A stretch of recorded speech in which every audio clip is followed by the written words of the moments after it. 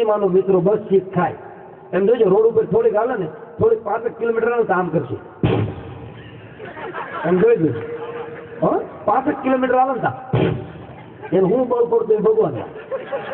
હકીકતમાં એને હેઠે એર સસ્પેન્શનના 2 ફુગા આવે, એમાં કેપેસિટી બહાર બ્રેક મારવાની હવા ભરે ને એટલે એર છોડે, એટલે આવો અવાજ આવે. હવે એ લક્ઝરી બસ ઉપડે. આમ જો કોઈ સરકારની ટીકા નથી કરતો, બસો આપણી બધી હારી છે, પણ રાજ્ય સરકારની બસો લગભગ ઓછી હાલે. હા, પ્રાઇવેટ ટ્રાવેલર્સો ચકાચક હાલે. શું કામ ખબર? એ આમ અંગૂઠો વધારે ને તરત ઉપડે છે, પહેલા જ ચાલે.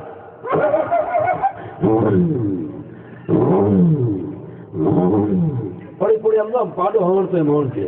55 ફૂટ તો લાંબી, 2 બાજુ એટલે 1.5 ફૂટના હરીસા, અને 55 ફૂટ લાંબી 11 ફૂટના કેબિનમાં ડ્રાઈવર કંડક્ટર બેસ, અને બાકીની સ્લીપિંગ હોય. બધા ફૂટા બેઠા બેઠા કોઈ જવું નથી.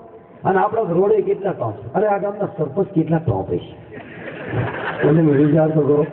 એમને નહોતો પીધો તો બેઠા ઉઠી ગયા, પીધો હોય જાળે પોગે જ નહીં. પૂરું એને બુદ્ધિ કહેવાય. એને બુદ્ધિનો ઉપયોગ કર્યો છે, ટીકા નથી કરતો. એ ફરિશ્તા કહેવાય. એને ખબર કોઈ હૃદયનો દીકરો ગીરી ન હોય ક્યાંય. હા, પણ એ લક્ઝરી બસ ઉપાડે ને એટલે પેસેન્જર ગોઠવાઈ જાય.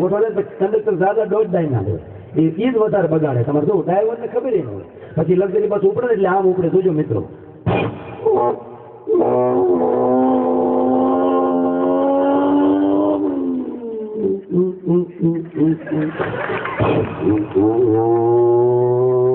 એ પહેલો બીજો ગેર કરે ને પછી આમ જામે.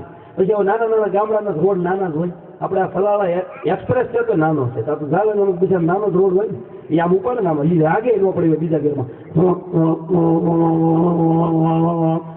ગીત વાગે જતા હોય. મુંડી બદનામ હું ડાર્લિંગ પેરેલી તા તો આમ ડિસ્કો કરે મરી જવું હોય એમ નથી માણસ. એમાં શું લેવું?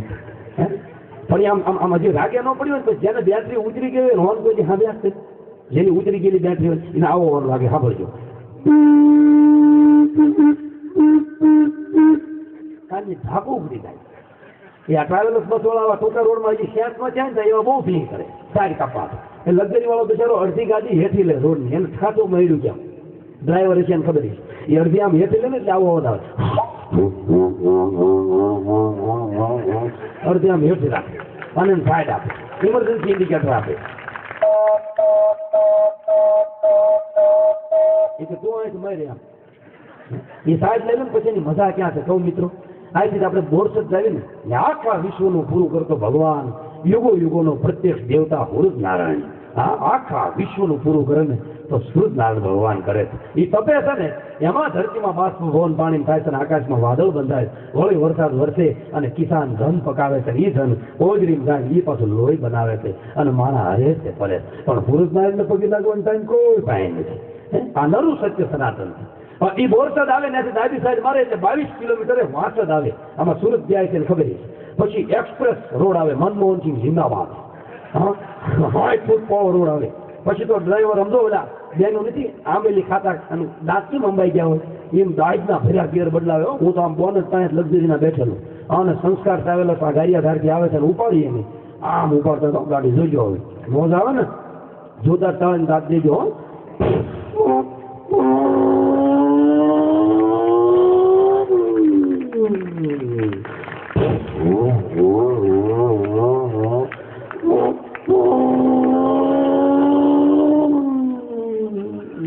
ટર્બોના એન્જિન આવે ને એટલે ગેરમાં અવાજ ન આવે. બાકી સરકારી બસના એટલું કરો તો બે ગાન સત્તર ભગવાનની કથાના દો કરવાઈ ગયો હતો. ટ્રાવેલર્સ બસમાં અવાજ ન આવે, તમારે સ્લો ગેર બદલાઈ જાય. પેલો બીજો ત્રીજો ચોથો પછી ડબલ સ્ટોપ આવે. 5મા ગેરમાં નાખે તો દીકરીના પગમાં ઝાલર જેમ ઝણકે એમ ઝીણ અવાજ થાય. પછી જે લક્ઝરી જામે છે જોજો.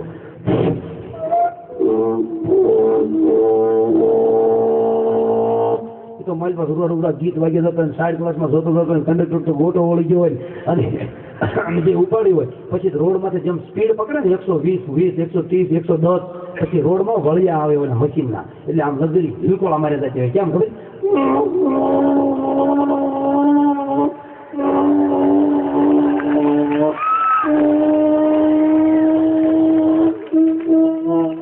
પછી જેમ તમામ એક્સિલેટર દબાવ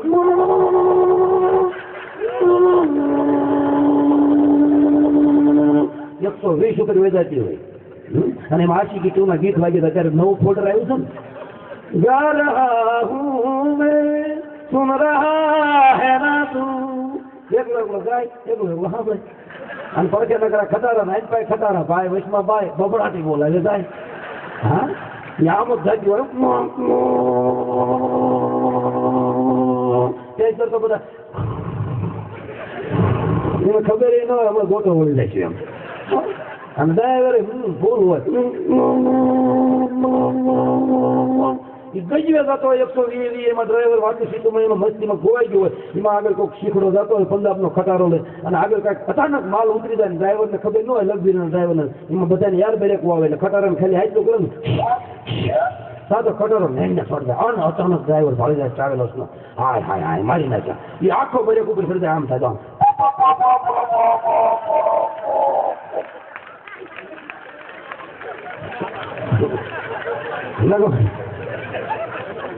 માલ ભાવ બધા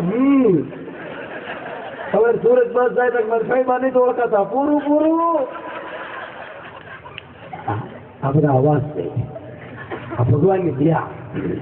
હું તેજમાં થો 8-9 દીએ એક દર હું તમને કહું પાણી હકતો થાવ ક્યારેક ના આવું બહુ ભૂખ્યો થાવ તો જ ખાઓ અને આમંત્રણ હરકું કોક આપે તો જાઓ. બહુ સારું છે બહુ. એક ગામમાં એમ ગયા 1.5 કલાક બોલ્યા તો એટલું એમ બોલ્યા કોઈ રિસ્પોન્સ જ ન આપે. હા બધા સુસત હાલતમાં. આયોજકને મેં કીધું ભાઈ અમને પરસેવો છૂટી ગયો અમે 1.5 કલાકથી બોલી આ લોકો કોઈ કઈ રિસ્પોન્સ કેમ આપતા નથી. મને કે તમતાર તેને બોલે રાખો પણ મેં છે હું એ કે આ બધી મૂંગા બેરાનો આશ્રમ છે તમતાર ધબધબાવો. તમને તો ભગવાને જીભ દીધી છે હાથ દીધા છે પગ દીધા છે એટલે વરસજો આનંદ કરજો. પણ રાજકુમાર મને ભાઈ કહેતા મને કે તમારો પ્રિય હીરો કોણ? મેં કીધું રાજકુમાર. મને કે એ શું કામ? મેં એને કોઈ દી બાયુના હાથમાં માર નથી ખાધો ક્યાંય. ફિલ્મમાં છે જો મિત્રતા કરી મરે જ નહીં કર્યું ભલ મરી ગયો પણ મરદાનગાત પડી છે ને હજી પિક્ચરમાં ક્યાંય કાલ્પનિકમાં થાપો નથી ખાધો ને આપણે કોઈક દી સૂચ્યા હોય તો અત્યારે એક સિસ્ટમ આવી પેલા કહેતા હા આ દેશની નર અને નારી બેના એવા રૂડા સંબંધો છે કે એને ઘણું સાહિત્ય ભળ્યું છે પણ આજે તો માણસ બોર થઈ જાય છે ને એટલે એને હસાવવા માટે ગમે એમ કરીને ઉપજાવવું પડે છે. હા બે નર અને નારીનું સાહિત્ય ભળ્યું છે. હા હવે તો પહેલાના પતિદેવને એની પત્ની એમ કે ઝાઝુ જીવે એનો પુરુષ મરે નહીં એ હાટો આ દેશની બાયમાણાનો ત્યાગ કેવો કે એનું નામે ન લેતા એને અય કઈ બોલાવતા પછી અય નીકળી ગઈ. હવે સિસ્ટમ થોડી ફરી અત્યારે પાછું અશોક ગોટો વળી જાય અશોકને ડોલમાં ભરવો પડશે. રમેશ કૂતરું કામ કરે ભળ્યો હતો વાંચી તબડક હા હા આ જિંદગી છે. અત્યારે એ બધું નીકળી ગયું. અત્યારે બીજી સિસ્ટમ આવી આપણે ઘરે જઈને બેસી ને તો આમ આપણી બાજુ બેસી બેડરૂમમાં હિંડોળા પાય અને આપણને એમ કે ડાર્લિંગ તેની કેમ લેટ આવ્યા એમ કે મારે આપણને દાળ ઓલું રહેશે કુવા. હકીકત હો. એક ડોક્ટર સાહેબ દાતા ડોક્ટર સાહેબને ઇમરજન્સી ઓપરેશન આવ્યું. હવે હોસ્પિટલેથી ફોન આવ્યો કે સાહેબ તમે તાત્કાલિક હોસ્પિટલે આવો નહીતર આ સિરિયસ કેસ છે બચશે નહીં. તો ડોક્ટર સાહેબ ગાડી લઈને નીકળ્યા.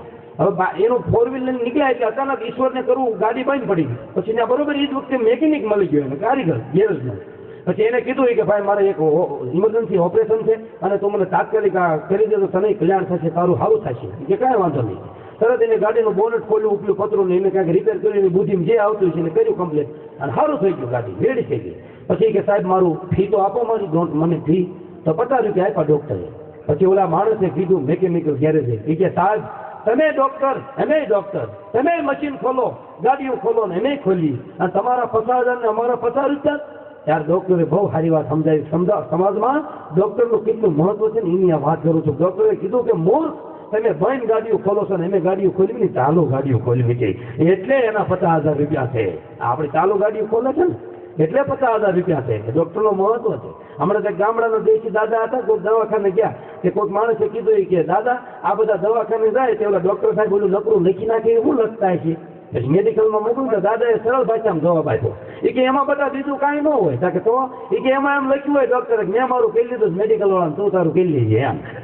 હા કારણ કે આપણને ઉકલતું ન હોય એટલે ઘણા બધા હસવાના ઓપ્શન છે. પણ રાજકુમારનો નાના પાટેકરનો અવાજ નહીં વાંસળીનો સ્વર આપણે બીજા રાઉન્ડમાં લઈશું. પણ બેનને સાંભળવા છે જે કાર્યને લઈને હું તમે બેઠા એ કાર્યને સિદ્ધ કરવું છે. બાબા બેનબાને અલ્પાબેન પટેલ અલ્પાબેન આ ભૂલચૂક થઈ જાય માફ કરજો. આ માયકનો બહુ મહત્વ છે ભાઈ. આ સુંદર મેળવું છે નકર લગભગ જોજો મોટા કલાકારો ને ઈચ્છા નથી કોઈ ફલાણું આપો, ઢીકડું આપો, 10 કલાક તો લોકડું આપો, એમ કોઈ એમ કઈ કેવું જ નથી કર્યું. તમે આ આપો, તમને હિસાબ પડે આપો, નગર ગામના કે છે.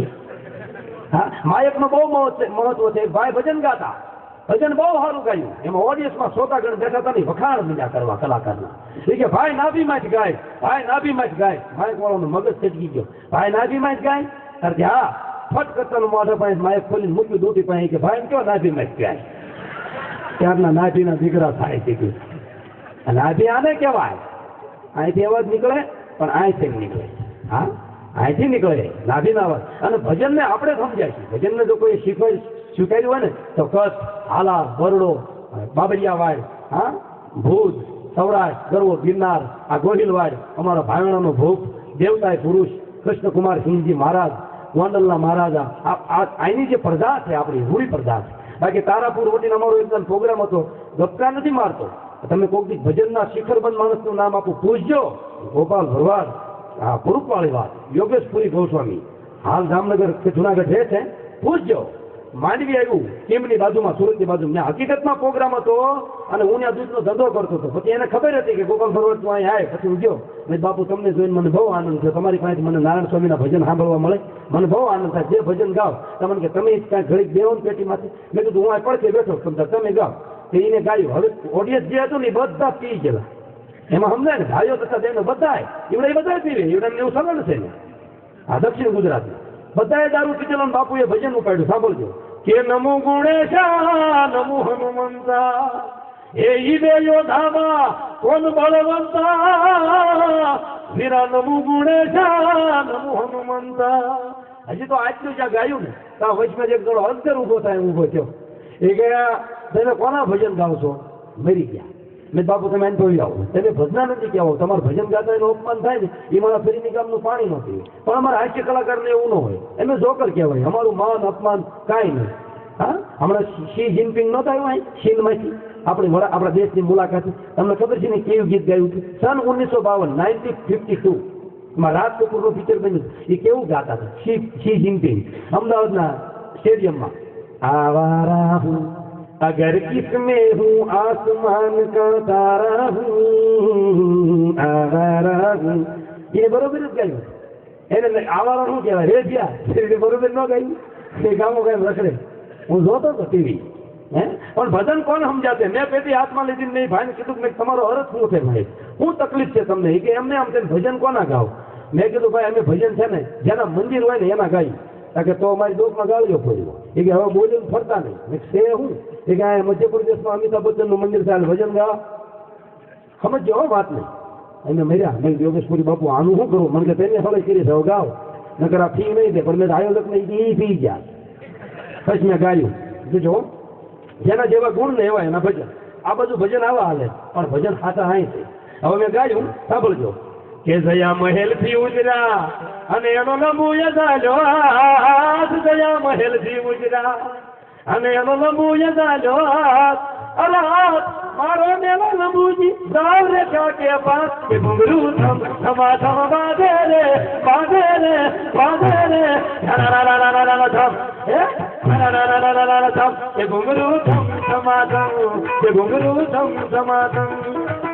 જયા મહેલ થી ઉજરા એનો લંબુ યદાલ્યો હાથ, જયા મહેલ થી ઉજરા એનો લંબુ યદાલ્યો હાથ, હાથ મારો મેલો લંબુજી દાવ રેખા કે પાસ, ઘુંઘરું થમ થમા થમ બાંધે રે બાંધે રે થમ.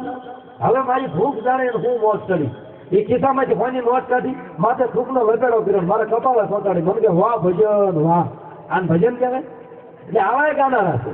પણ રાજકુમારના નાના પાટેકરનો અવાજ એક ભેગો લઈ લઉં, તમને મોજ કરાવવા ખાતર આનંદ કરાવવા, પછી હાસ્ય લઈશું, સાહિત્ય તમારો જે ભાવ છે એ વાતો આપણે બધા કરશું. બધા જ કલાકારોને સાંભળીને જજો બાપા. ઘણી બધી વાતો મારા હૃદયમાં પડી છે, મારે ગરમી છે. પણ જે કાંઈ હાસ્યનો જે મજા છે અને એ મર્યાદામાં. આપણે મર્યાદા મૂકીને ચાલવું નથી. હાલવું હોય તો હાલે, નકર થયું આ ગાજરની પંપુડી વાગશે ચાલે વગાડશે, નકર કડી મળીને ખાય અને જય દ્વારકા વાળા તેને દાદુજી હીરાવાળા, નકર એને મરી જઈશું ગાવાવાળા. હા, હીરા કરવા વ્યા જઈશું આપણે. તરીજીનો મહિનો 10,000 નું કામ થાય ઘણું. આપણે છોકરા ઢકાય ઘણું ઇજ્જત હસવાય ઘણું આટલું હોય ને તો મારા સરળતાથી જીવી જાય. આ તો પડકેવાળા મારું જેલા બાજુવાળા ભક્ષમાં થતો હપ્તા કોણ ભરશે તારા બાપો? હા એ લાવ્યો એ ભરશે તારા એવી ચિંતા છે. હા પણ મજા છે. રાજકુમારને નાના પાટેકર તિરંગા પિક્ચર જોયું છે મિત્રો? જોયું હોય તો હા પાડો અને બધી વસ્તુ જીવો. હે જોયું છે ને? હવે એમાં રાજકુમારના નાના પાટેકર બે જાતા હોય સમૂહમાં એક જ અવાજ લઈ લઉં પછી મારે વાણીને મારો વિરામ આપવો છે અને બેનને એકવાર સાંભળીને પછી પાછો ભરપેટ એક રાઉન્ડ મજાનો મારે લેવો છે જે આપની સામે સાંભળજો. બે જાતા હોય એને એમ્બેસેડર નું આ વાયલન્સ છે. પછી નાના पाटेकर बोले मुझे तो मेरी जान की कोई परवाह नहीं लेकिन आप इस तरह से खुलेआम गाड़ी में घूमते हैं आपकी जान के लिए ठीक नहीं है ब्रिगेडियर साहब. वागले तुम जिस गाड़ी में बैठे हो वो मामूली गाड़ी नहीं है. मामूली इंसान मामूली गाड़ी में बैठते हैं. ये गाड़ी बुलेट प्रूफ है. इसमें बम लगाया गया हो तो हमें